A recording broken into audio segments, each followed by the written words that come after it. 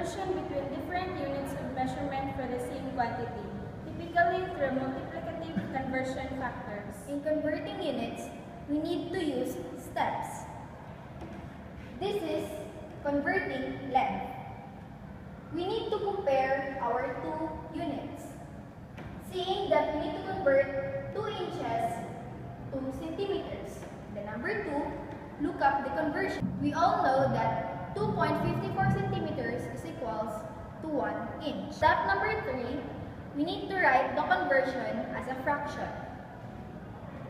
We need to put first the first conversion unit. 2 inches, then open and close parentheses. We need to put the same unit at the bottom, 1 inch. Then we need to put our conversion on the top. Then 1 inch is equals to 2.54 centimeters.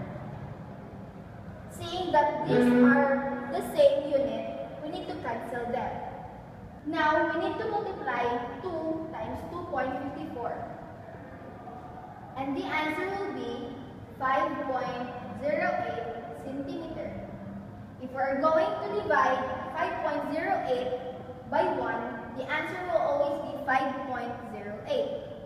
And 5.08 centimeters is our final answer.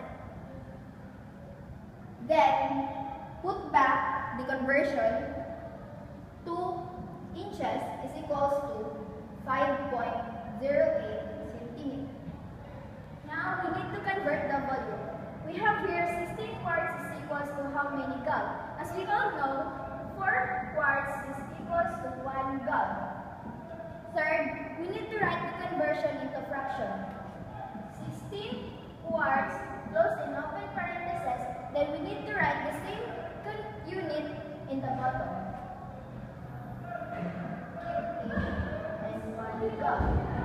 Now, we need to cancel the same unit. 16 divided by 4 is equals to 4.